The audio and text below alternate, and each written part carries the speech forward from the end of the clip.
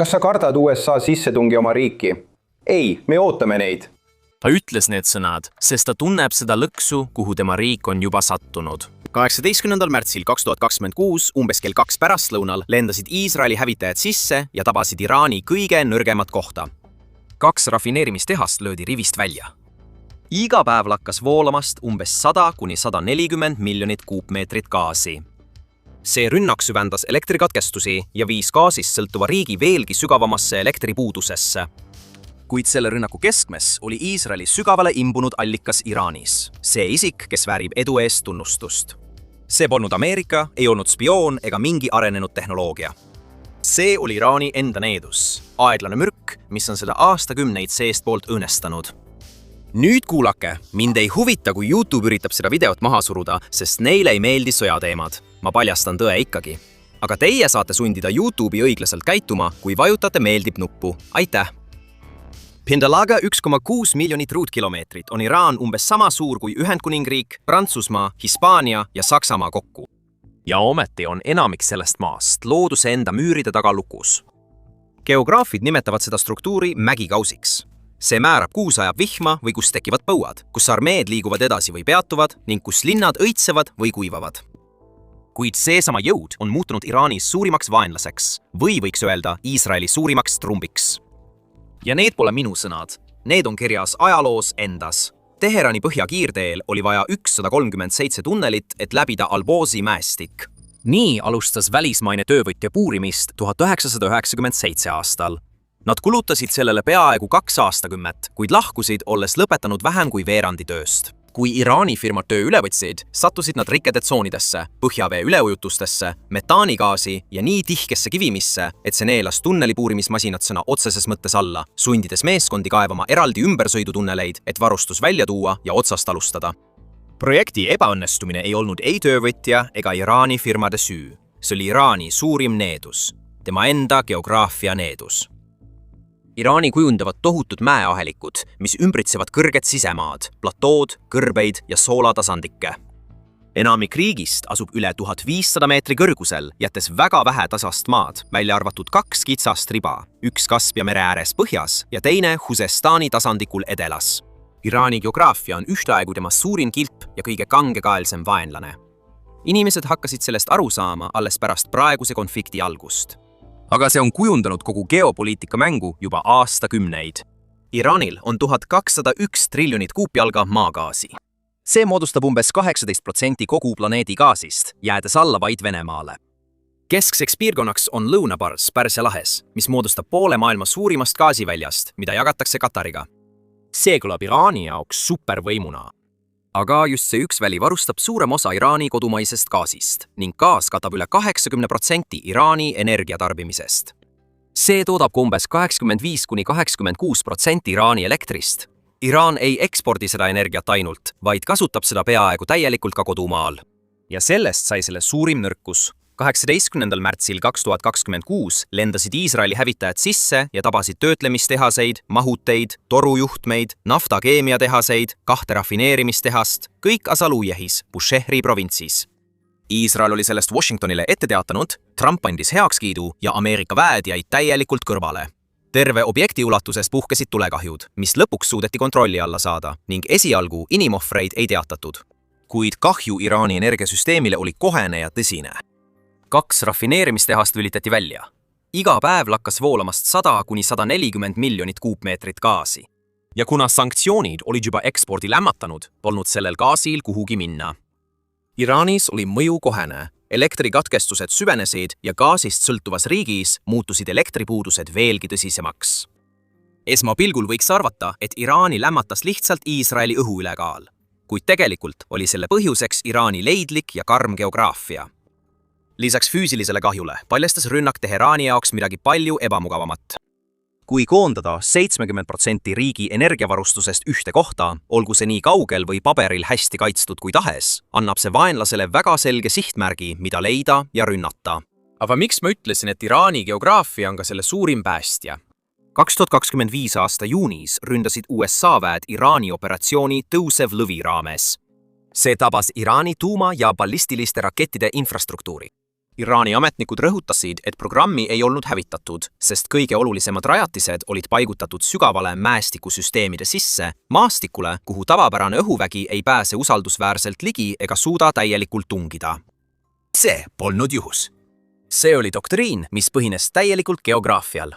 Ja kui Iraani ametnikud ütlesid, et me ootame, siis nad ei teinud nalja. 1980-ndatel toimunud Iraani-Iraagi sõja ajal tungisid Iraagi väed läbi Iraani sisemaa ja jõudsid otse Zagrose mäestikuni. Nende soomuskolonnid, mis olid tasasel avamaal hästi hakkama saanud, muutusid peaaegu kasutuks. Mäeharjad ja mäekurud neelasid edasitungijad, aeglustasid kõike ning muutsid igasuguse otsustava läbimurde peaaegu võimatuks. Aga kujuta ette, et sul on kaasaegne tehnoloogia ja sa oled jõudnud üle mõlema mäestiku, nii Zagrose kui ka Arbose mäestiku, kõigi ootuste kiuste. Sa oled nüüd Iraanis sees, kuid see, mis sind ees ootab, on veel hullem. Riigi keskosa nimetatakse keskplatooks. See on basseinide jada, mis asub umbes 900 meetri kõrgusel merepinnast. Seda ümbritsevad täielikult need samad mäeseinad, millest sa just üle tulid. Ja kuna need mäed püüavad kinni peaaegu iga niiskuse tilga, mis tuleb Kaspia või Vahemere poolt, ei jõua sisemaale peaaegu midagi. Vihm lihtsalt ei jõua kunagi kohale.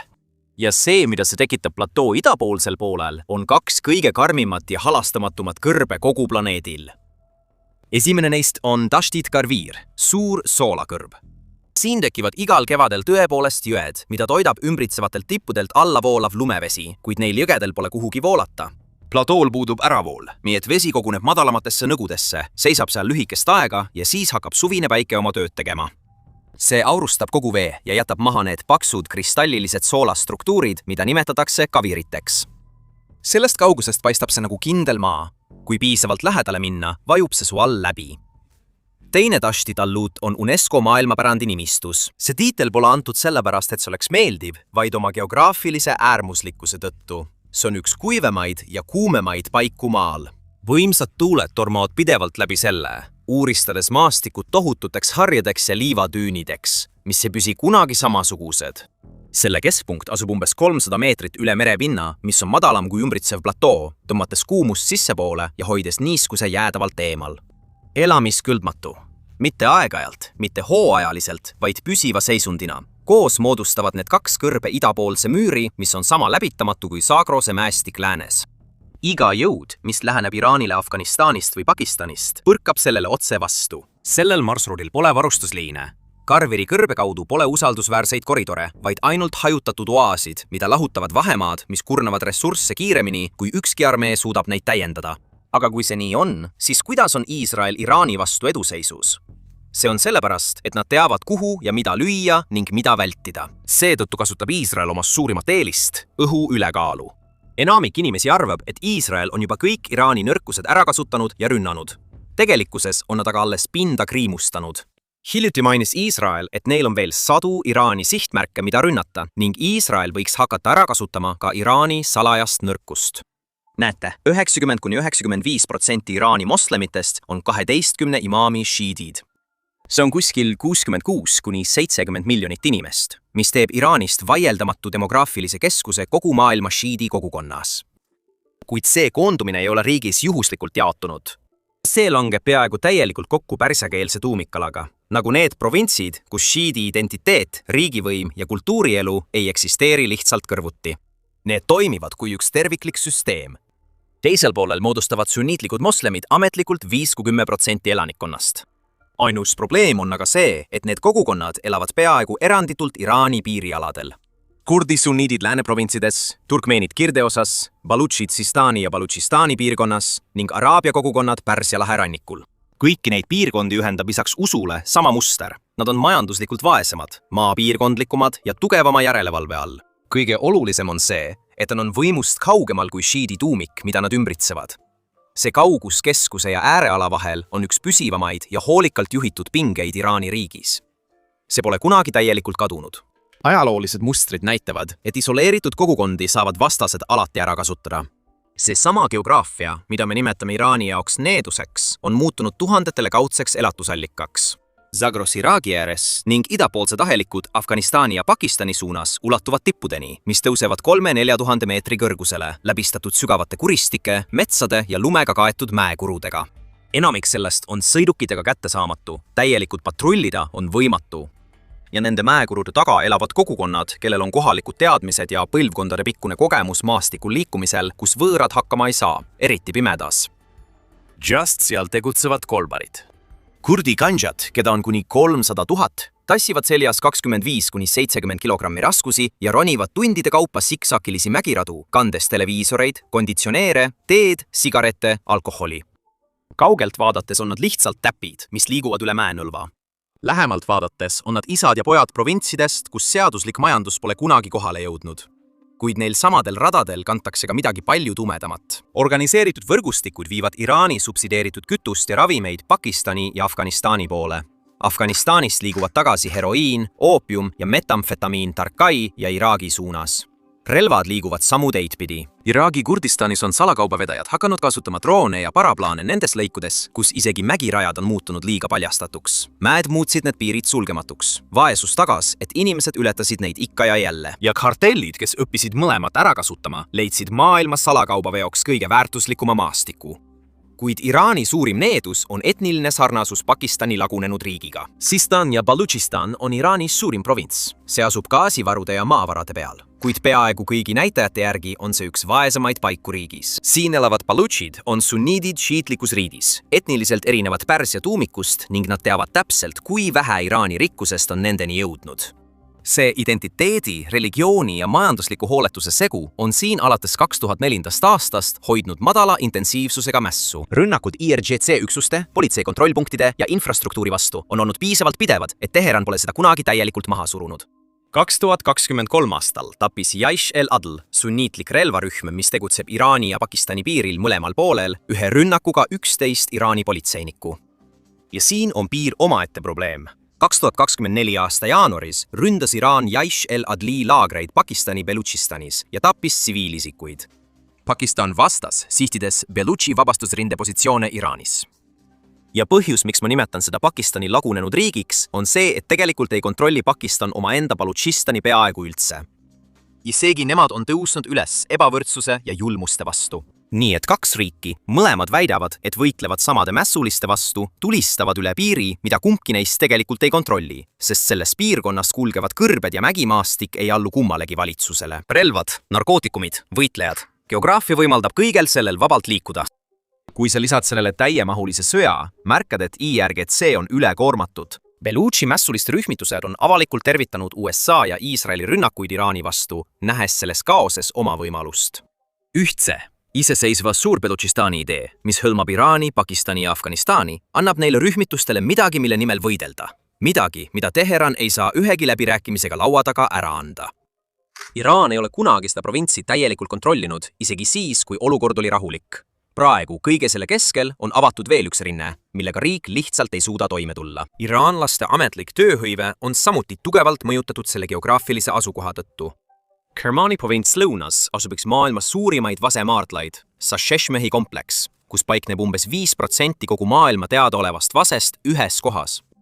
Tsingi ja Pli osas on Iraan veelgi kõrgemal kohal, kuna sellised leiukohad nagu Mahdi Abad Jajdis ja Angoran Sanjanis kuuluvad oma liigilt maailma rikkamate maardlate hulka. Raomaak on laiali üle keskplatool. Khorasanis asub riigi suurim aktiivsete kaevanduste kontsentratsioon. Ja hiljuti on avastatud märkimisväärseid liitiumi ja titaani leiukohti. 3/4 Iraani kaevandustööhõivest tuleb süsivesiniketa materjalidest, mitte naftast, mitte gaasist, vaid metallidest, maagidest ja tööstusmineraalidest, mis vaevu jõuavad rahvusvahelistesse uudistesse, kuid hoiavad vaikselt üleval terveid provintsimajandusi. Seega on tööhõive tugevalt koondunud väga riskantsesse sektorisse. Iraan võib selle olukorraga tegeleda, kuid mitte sellega, mille tema suurim vaenlane on juba valla päästnud. Iraanil on ainult umbes 1/3 oma maast põllumajanduseks sobiv. Kõige hullem on see, et ainult 12% sellest on tegelikult haritud. Vähem kui 1/3 sellest haritud maast niisutatakse. Ülejäänu on kuiv põllumajandus, mis sõltub täielikult sademetest. Riigis, kus 80% maast on liigitatud kuivaks või poolkuivaks. Satelliidi andmed on selle selgelt kaardistanud. Umbes 68% Iraani pinnast on kõrge kuni väga kõrge kõrbestumise ohuga. Ja seal, kus intensiivne niisutamine siiski toimub, on põhjavee ammutamine olnud nii agressiivne, et mulla ja vee soolsustase tõuseb kogu keskosas. See õõnestab vaikselt seda viljakust, mis veel alles on. Aga miks üldse rääkida põllumajandusest ja niisutamisest, kui iraanlastel pole enam peaaegu piisavalt vett isegi joomiseks? Kui sa mäletad, siis vaid mõned kuud tagasi oli Iraani veekriis uudiste pealkirjades esiplaanil. Täna räägitakse ainult sõjast. Maailm võib olla unustanud, aga loodus mitte.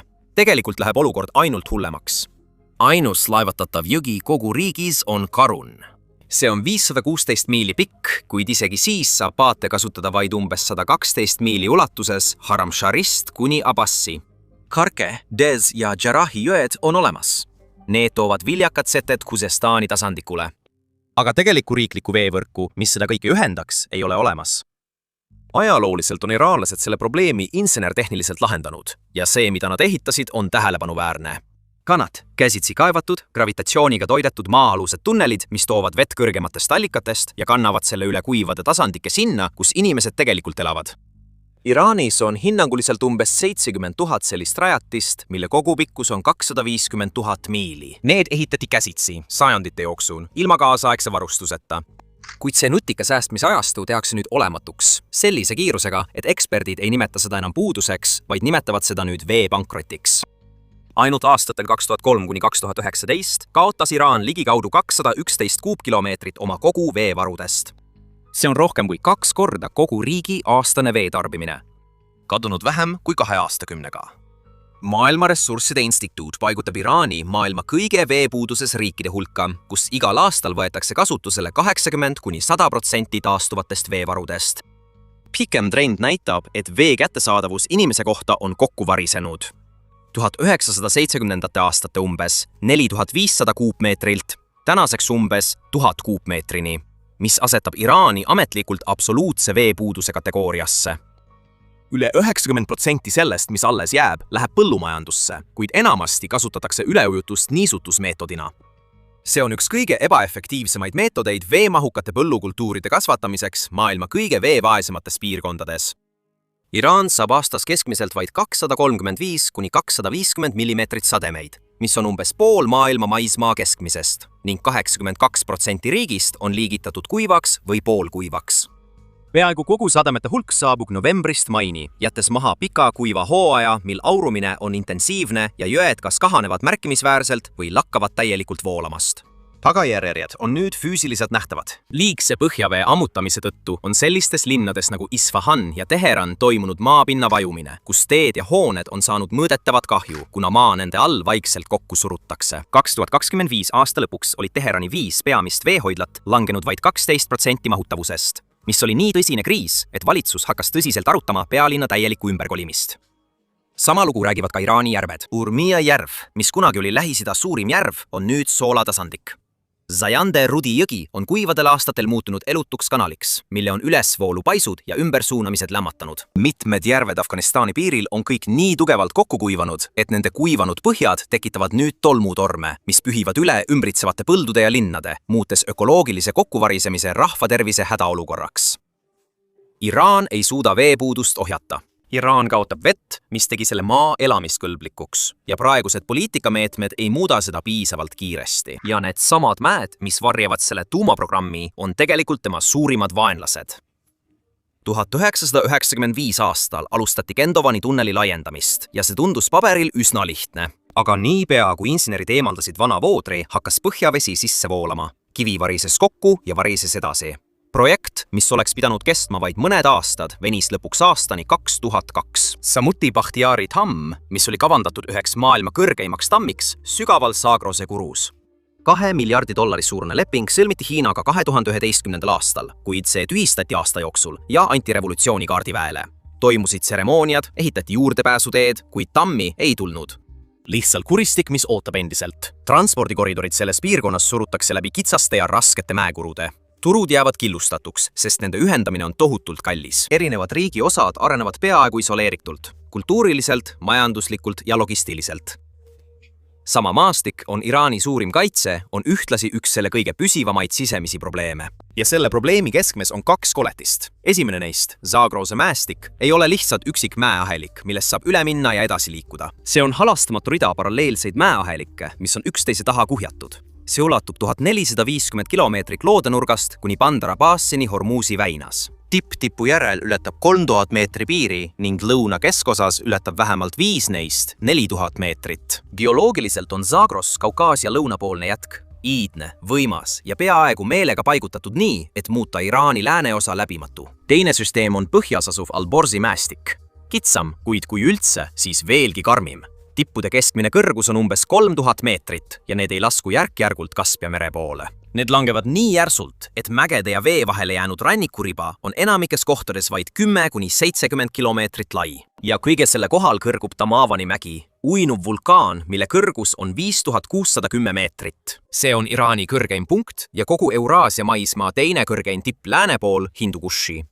Alborzi mäestik ise asub geoloogilisel alusel, mis on 100 miljoneid aastaid vana. Devoni liivakivid, Jura ajastu kildad, milles jooksevad söekihtid ning paksud, selgelt rohelised vulkaanilised tuhvid ja laavad. Kivimid, mis tekkisid ajal, mil see maa-ala oli läbi tegemas midagi vägivaldset ja muutvat. Need 2 mäestikusüsteemi ei hoia eemal ainult vaenlasi. Need takistavad ka Iraani enda piirkondadel täielikult üksteisega ühendust saamast.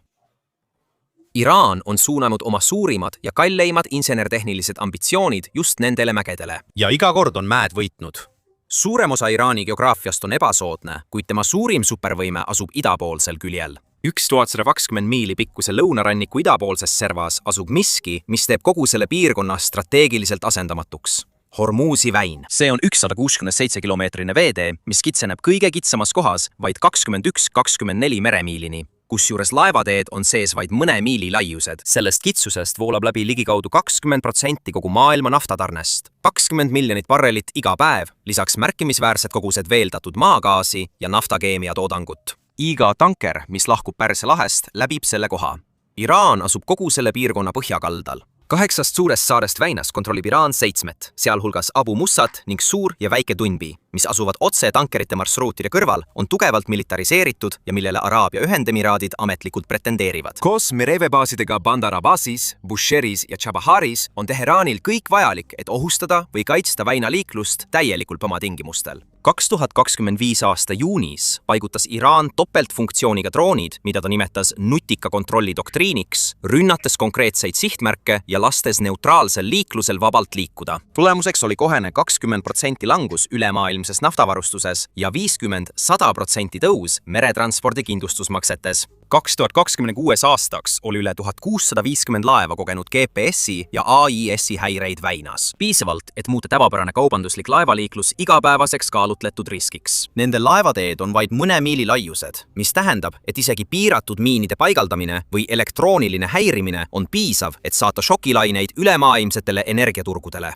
Kuid kõige olulisem saar on Eluliini saar. Ametlikult nimetatakse seda Kargi saareks. See on väike korallrahu saar vaid 21 miili kaugusel rannikust, mille kaudu liigub füüsiliselt peaaegu kogu Iraani naftaeksport. 2025 aasta konfliktis sai sellest Ameerika Ühendriikide kohene rünnaku sihtmärk ühel lihtsal põhjusel. Kes iganes kontrollib Kargi saart, kontrollib kogu Iraani valitsuse tulude allikat. Mis puutub sadamatesse, siis Bandar Abbasi linn asub otse Hormuzi lahe ääres, vastas Kashimi, Laraki ja Hormuzi saartele. See tegeleb suurem osa Iraani konteineriliiklusega ning on maantee- ja raudteeühendusega Teheraniga. Kuid selle madalad veed sunnivad suurimaid laevu lossima kauba Araabia Ühendemiraatide sadamates ning vedama lasti üle väiksemate paatidega.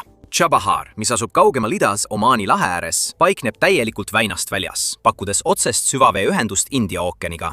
See on Iraani ainus selline sadamalinn, mille Teheran on positsioneerinud koridorina Afganistani ja Kesk-Aasiasse. Geograafia on soodne, kuid Chabahar asub ühes Iraani kõige kaugemas provintsis. Ilma tõsiste sisemaa investeeringuteta jääb see eelis suuresti vaid paberile. Iga riik ehitab teid ja raudteid, kuid Iraanis ei ole tee ehitamine inseneriprojekt, vaid sõda maastikuga.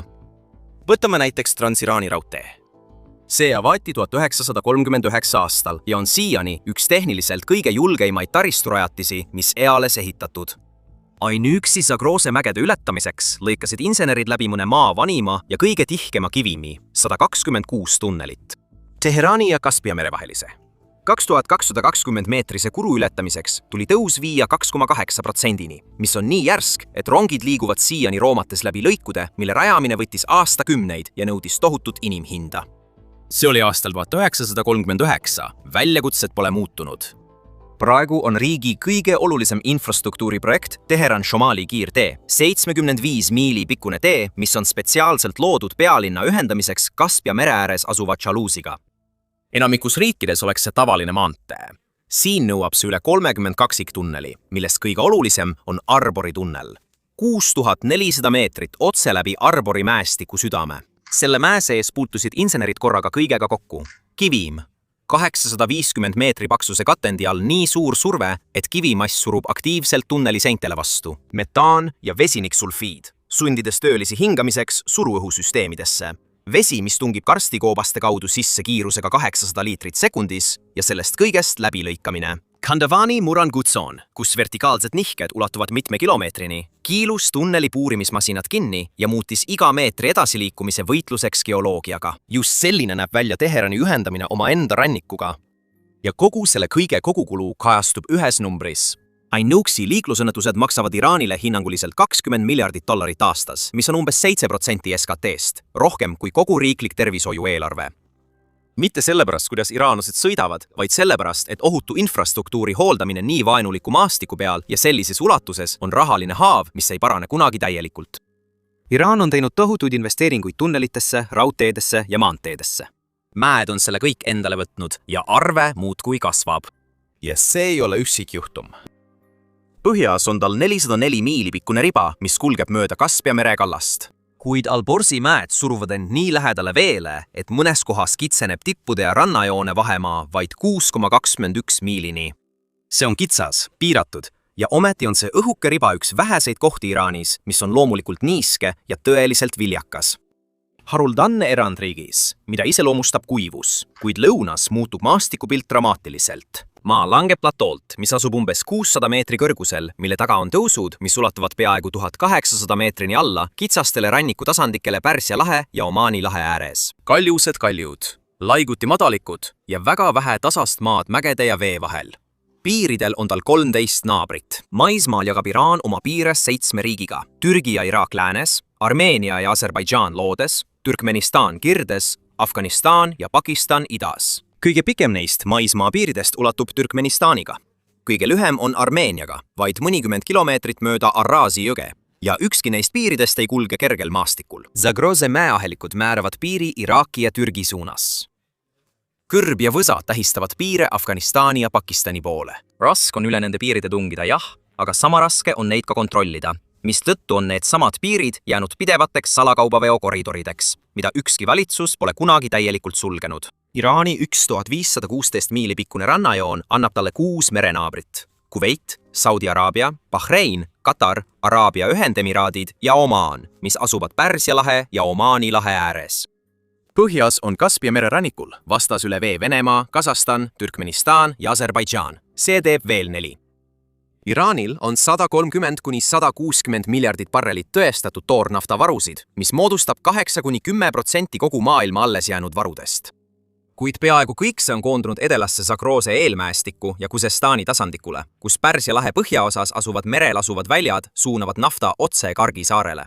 Ja torujuhtmed, mis kulgevad nendest väljadest rafineerimistehastesse, Abadanis, Isfahanis, Teheranis, Tabrisis, kogu majanduse vereringe süsteem, mis liigub nende samade mägede all, mis on seda riiki alati määratlenud. Iraani geograafia on selle riigi kõige võimsam omadus. See on ka kõige raskem koorem, mida ta kannab.